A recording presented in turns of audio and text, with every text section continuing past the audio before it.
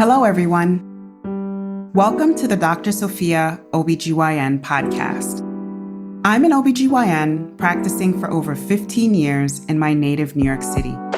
And I love to help women learn about their bodies, empower them, and embrace themselves. On this podcast, we talk openly and with heart about all things affecting women, from pregnancy, menopause, periods, sexual health, fertility, and so much more. Disclaimer: this is general medical information based on my professional opinion and experience. For specific medical advice, please refer to your physician. Hello, everyone, and welcome to the Dr. Sophia ObGyn Podcast. Today, I want us to talk about something that for some may feel is a little bit more juicy, but to me is just a part of our well-being and health: sexual health.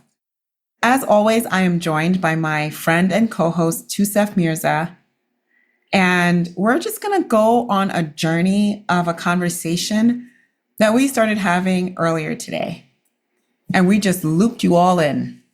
Exactly. So hi, everyone. As you might have noticed in the intro of the Dr. Sophia ObGyn podcast, she mentions a lot of different things that we cover in this podcast, including sexual health. And when you think about sexual health, obviously the word sexual is in there, so it's associated with sex.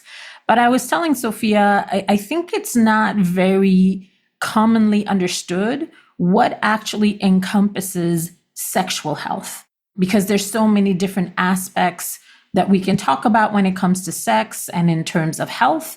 So let's start with the foundational element, which is, from your perspective, what would you say is sexual health?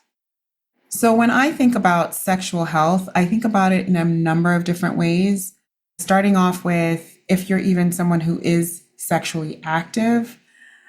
And if you are sexually active, what does that mean in terms of your desires sexually? And if you are healthy in that sexual activity, meaning prevention of STIs, sexually transmitted infections, or STDs. We kind of use those terms interchangeably.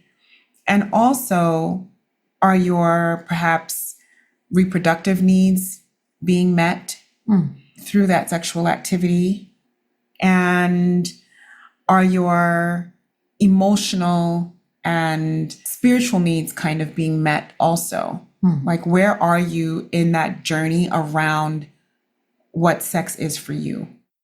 So it's a pretty broad aspect of sexual health. It's not just about prevention of disease, if we think about it from a medical standpoint, for example. It's definitely more than just the prevention of disease, because there's so much more to the concept of sexual health. When I ask a patient, are you sexually active?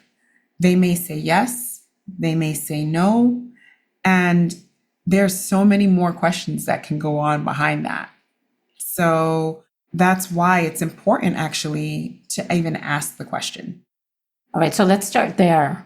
When you ask that question, do you ask that to everybody, or in what situation would you ask that question? I ask every patient, are they sexually active? And then that then leads me to multiple different questions. Let's talk about someone who's in their 20s. I ask, are they sexually active? For a number of reasons. Top of their minds typically, and mine, because I want to make sure that I'm helping them with any decision-making that they need to make around their sexual activity. Let's say regarding contraception or reproductive health.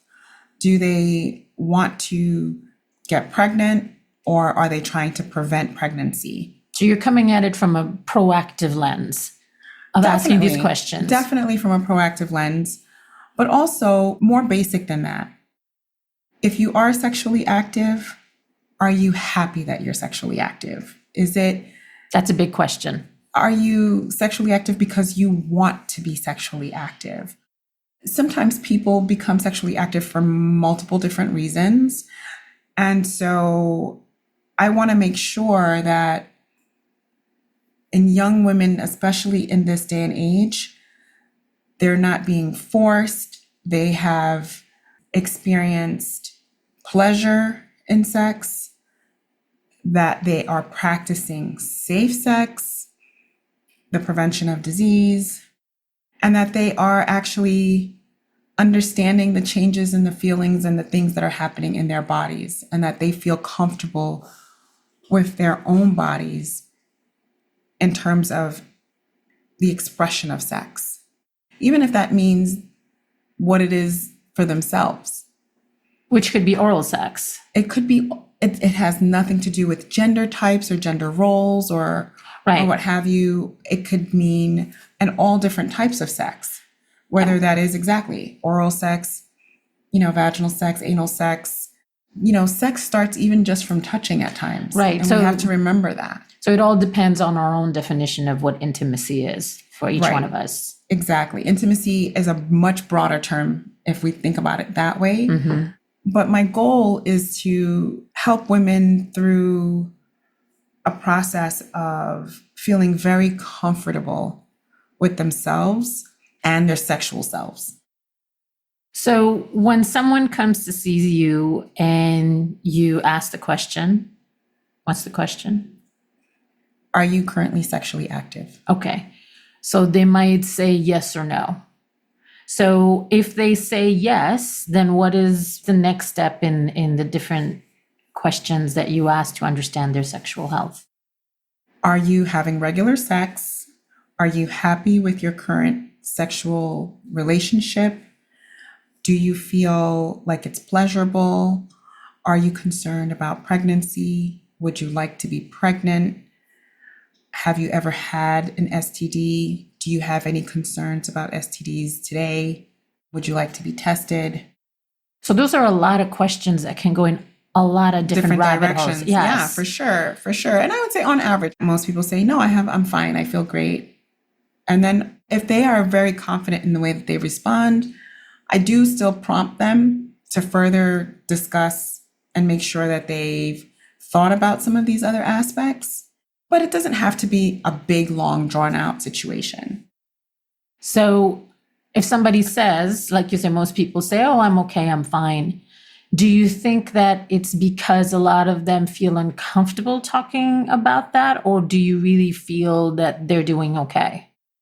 Honestly, it depends on the patient. I mean, I think the way that someone responds, you look at all different kinds of cues, not just their verbal response, but also their body language. Mm-hmm. And I also try to reassure patients that this is an important part of your life.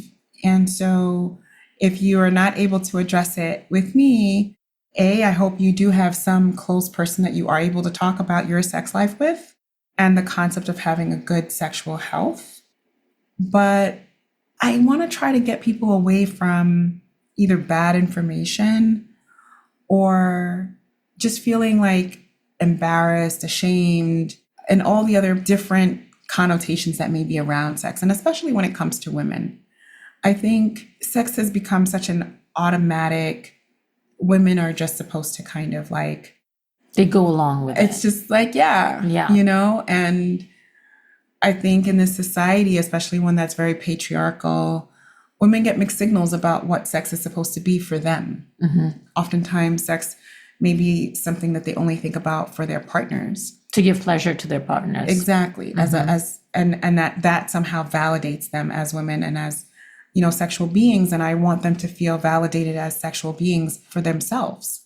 And that starts with just the concept of understanding your body and the feelings that your body will go through and the physical aspects that your body goes through, even during a sexual experience. And sometimes it's just answering questions. Just to open it up. Open it up, the conversation. Right. It's just an opportunity to open up the conversation because sometimes people have questions and they're either going to TikTok or perhaps some of their friends, and then they're going to get misinformation at times. Mm-hmm.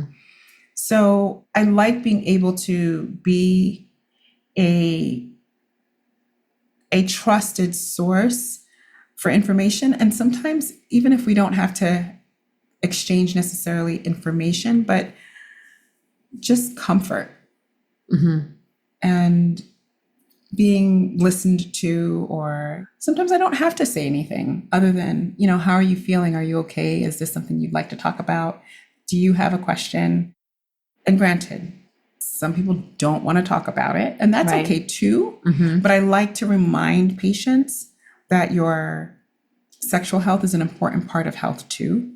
And I'm here to address any concerns that they may have. So, for example, if they say they're having sex, and then you ask them, "Is it pleasurable, or are you satisfied with your sexual life?" And they say, "Not really." I mean, does that happen often? Do people keep It that? actually happens more Really? often than you think. Okay. And it is something that people keep to themselves oftentimes because they think that it's not something that they can actually address. And sometimes it's as simple as discussing or describing, well, what is the thing that may be causing it to be uncomfortable or making it not pleasurable? Or for many women, they don't even know what orgasm actually is. And so just having that conversation alone, sometimes it's like an aha moment. The amount of times that I've had patients say to me, wow, no one's ever even asked me Whether or not they are having sex and if their sex is even pleasurable. And so there's a lot to unpack sometimes. And sometimes it's as simple as maybe they need a little lubricant. Sometimes it's as easy as discovering that they may have an actual reason why sex is painful. They may have a fibroid or, some other thing that we can actually really intervene and change the scope of what's happening. or that they haven't completely explored their own body themselves to understand what makes them tick. There's also that aspect of the full, real exploration and understanding of their body to understand what even brings them pleasure. And just having an open, honest conversation about that then gets them thinking, for so many young women, they think that perhaps their partner is supposed to touch a button and turn them on. And it doesn't work that way.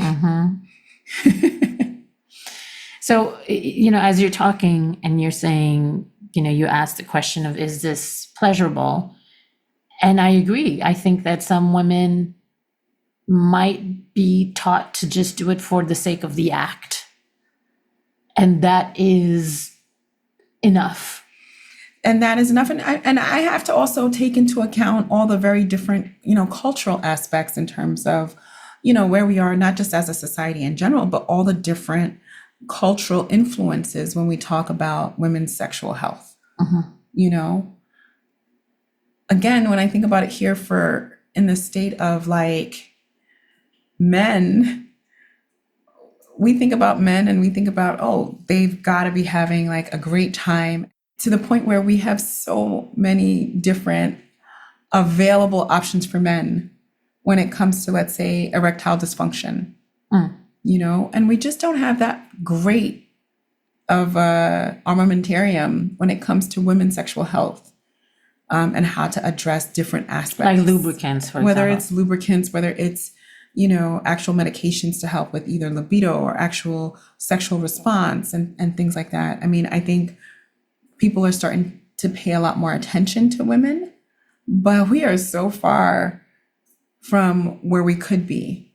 And it's a part of the reason why I like to open up a conversation, at least for the individual, to start to for them to think about, yeah, that's true. Am I getting everything I can from my sexual experience?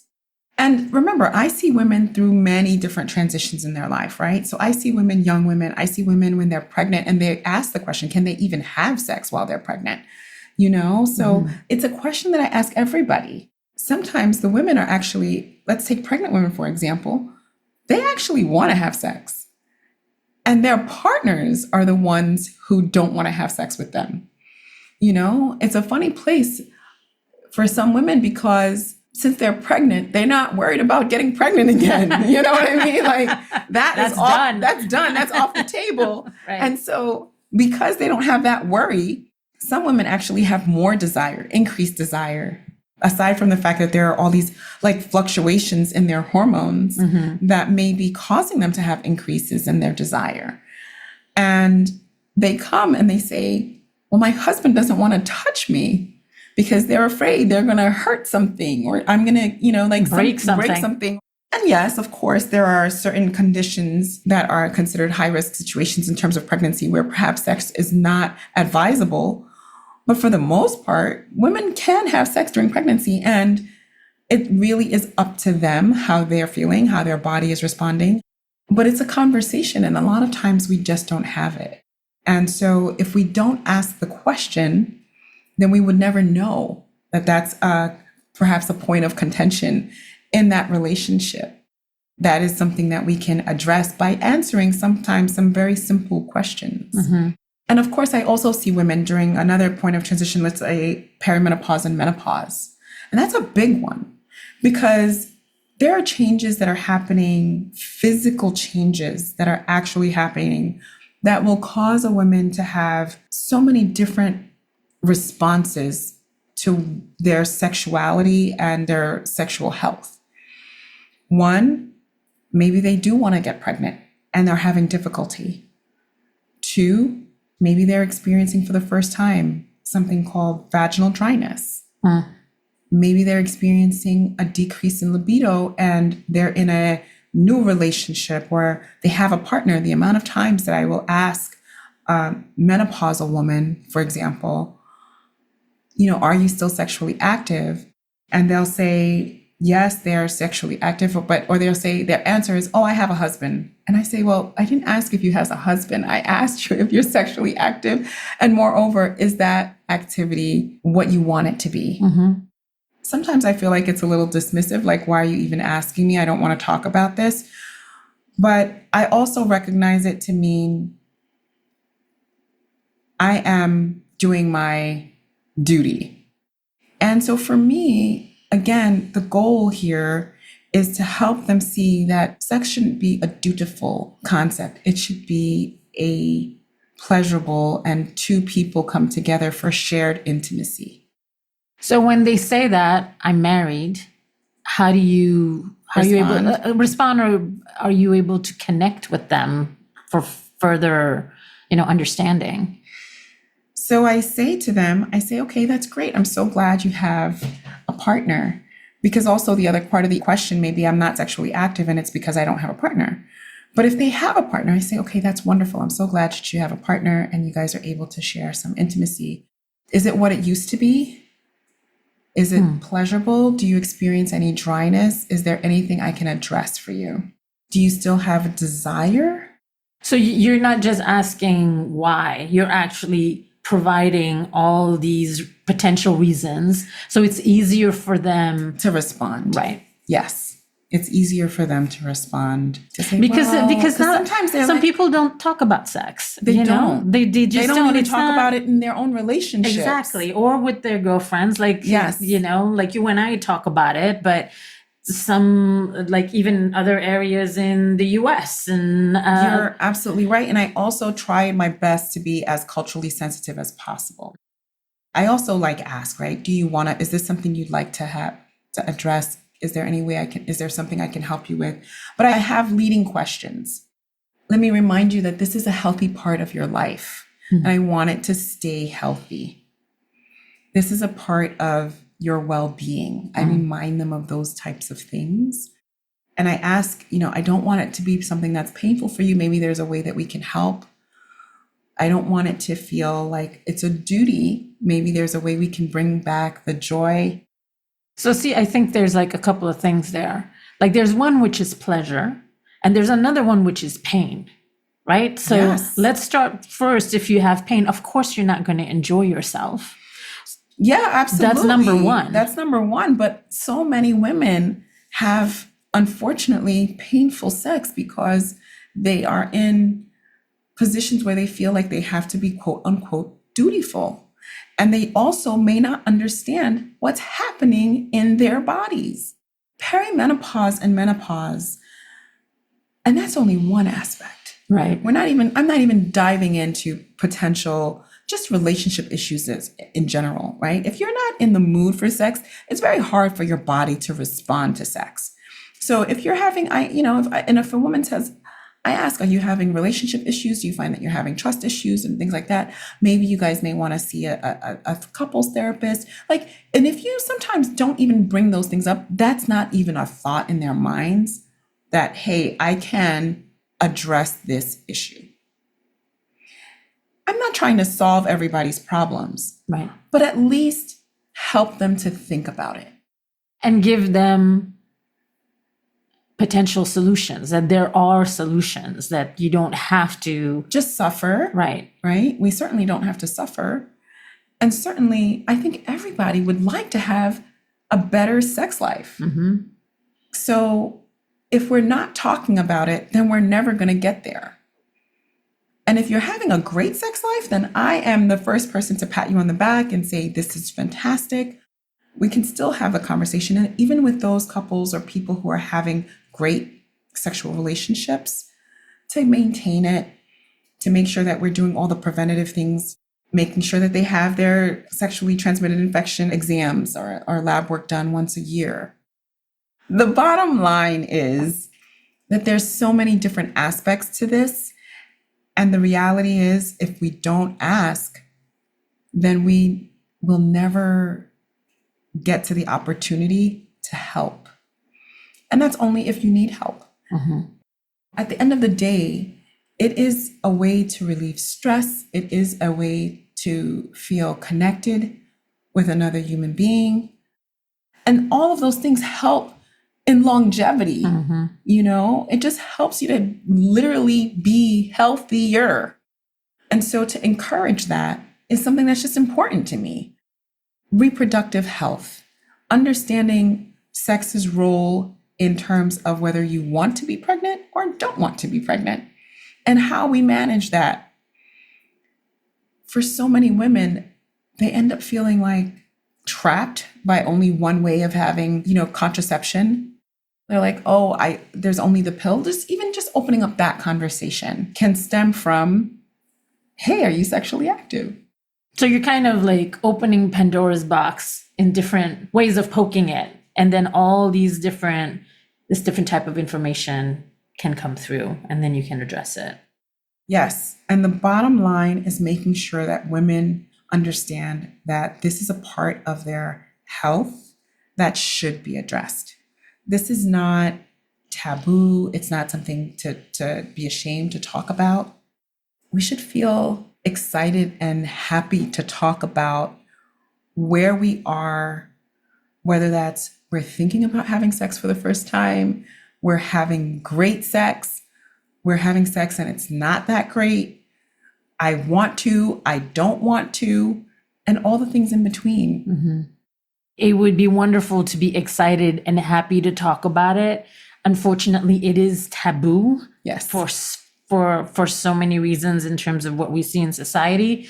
And so I think even to start from a perspective of leaning into the uncomfort, but looking at it as part of your health. Like if you go see the optometrist because of your eyes, you go see the dentist because of your teeth, you go see the OBGYN because of your reproductive organs, and that includes your sexual organs. Exactly. And unfortunately, it's taboo. But that being said, we need to just look at it as another aspect of our health. Another aspect of our health. We need to destigmatize it.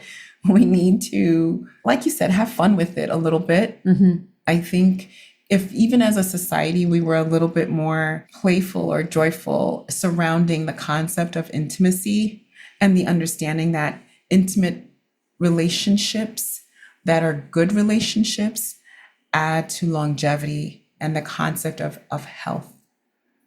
So for me, I go back to that as a baseline. So we talked a lot about like when you're having sex. So let's say that you ask a person how is their sex life and they say, well, I don't have any.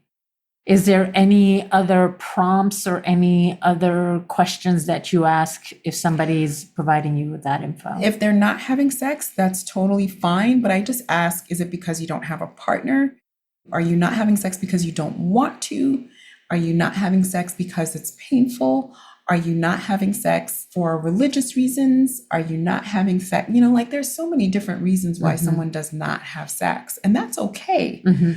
You're not having sex because you're afraid you'll get pregnant. I get that a lot. And then I say, okay, well, then let's talk about ways that if you want to have sex and you don't want to get pregnant, well, let's talk about how you can accomplish both those things. And I mean, oftentimes it really can be as simple as, well, I just don't have a partner right now. And then I say, okay, well, are you at least able to pleasure yourself? And are you at least comfortable with your own body? And I talk openly with women about the concept of understanding their bodies, their body having a sense of pleasure, and the concept of masturbation. And I get that, again, being culturally sensitive and the taboos around that. But like we said earlier, if you're not able to understand what kind of makes you tick, what are your own pleasure sensors, then it's hard for you to direct someone else. And it's hard for you to get to the point where you find, for those women who maybe have never had an orgasm, then I say, okay, well, have you ever had one on your own? Meaning, have you ever gotten to the point where you are able to please yourself to the point of orgasm? So that way you can now then perhaps direct and help have a more robust conversation with your partner. And also, it's fun. And then there's that part. I keep saying the fun and playful part of it. So many women, unfortunately, are just they don't even know what they necessarily even look like. So baby steps, sometimes I have to take with my patients. And we start even just by, do you know all the different parts of your vulva? Do you know what feels like this kind of pressure, that kind of pressure? Have you even ever just maybe put the shower head there? I mean, there's so many different things. And yes, definitely more than I can probably do in a 15 or 20 minute exam and session. But at least we start the conversation. I think one thing that's good, I just thought about this. On Netflix, I think there's 2 different series, The Principles of Pleasure.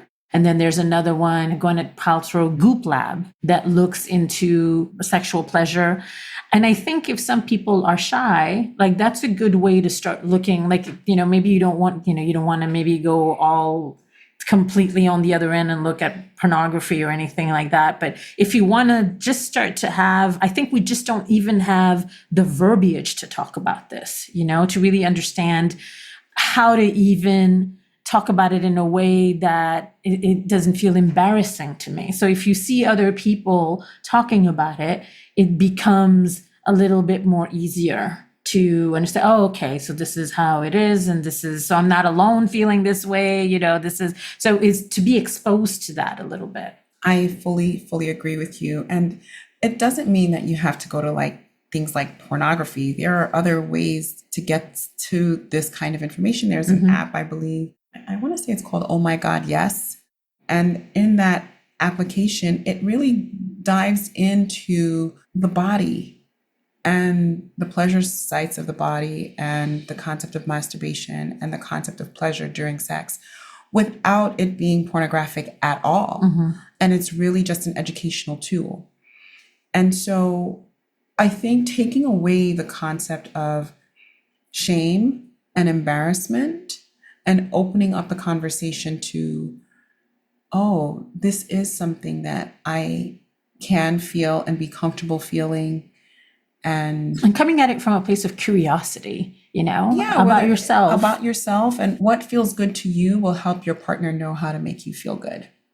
And then vice versa, if you are able to open up that conversation with yourself, then you can further open up that conversation with your partner. Or not. You just do it because you're having a damn good old time with yourself. Well, it's more than just having a good old time. It's a matter of the intimacy. Yeah. Knowing your body. And it's a matter of knowing your body. So for me, I like being able to open up the conversation, and no matter which direction it goes, I'm happy to facilitate a more open conversation than I think we're having in general. I'm not sure how many of my colleagues or other medical professionals really have an opportunity to open up that Pandora's box, so to speak. So if a person that's listening has an OBGYN, but they don't talk about these things and they're not being inquisitive about these areas, how could someone bring that to the conversation? I think this is where the more comfortable we become with ourselves, the more empowered we may feel to ask these questions at a visit. And for example, for so many women I know right now who are going through, let's say, the perimenopause and menopause, it's hard to have a conversation about my libido is on the floor. It's hard to have that conversation that I feel like my vagina is a little bit dry, or I don't get as, quote unquote, wet when I'm with my partner. And it's starting to make me feel uncomfortable. It's starting to make me feel self-conscious. The amount of times that I've had women literally walk into my office and say to me, Dr. Lubin, do I have a broken vagina? And so, but because they think something's wrong with them. Because they really think something is really wrong. It's so sad. And that's just or theological. that it's something, or that it's something that can't be fixed, right? Mm-hmm. If a woman though has that level of self-awareness and then the feeling like she can advocate for herself. I have a doctor's appointment today. I know I'm going in for my PAP, or when you go in, I know I'm here for my PAP, but can I ask you a few questions? These are some of the things that I'm experiencing with my partner, or these are some of the ways that I'm feeling right now.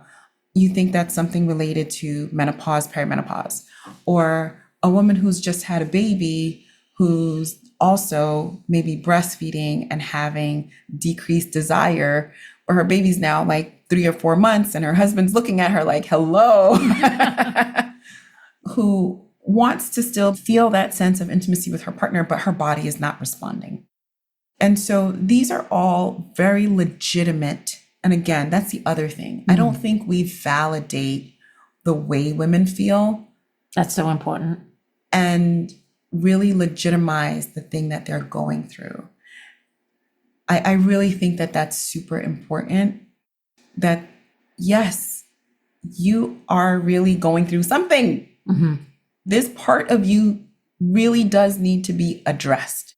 So if I can do anything in this particular podcast episode, it's to remind women that this is a legitimate part of your health. Your sexual health is a legitimate concern, or not concern, but an aspect that you should feel fully comfortable in.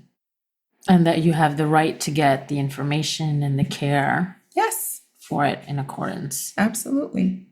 So if there's somebody that goes and sees their OBGYN and opens up from that perspective, because I'll be honest, well, now you're my OBGYN, so, now it's fabulous. But before, it's almost like when I used to go see an OBGYN, it was almost technical. The person would come and then, okay, is everything all right? Okay, great. We'll do the pap smear and blah, blah, blah, blah. And then, And then you're out the door. And then I'm out.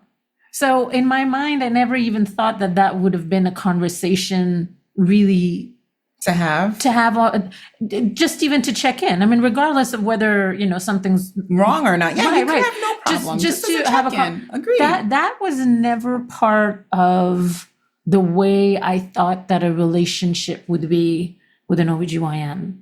So this is why when you said sexual health, I said, okay, what does that mean? Because based on my experience, it means something different than what you are offering in terms of how you approach your patients. Yeah. Again, like I said, it's just more than just whether or not you get an STD check today. Right. It's way more than that.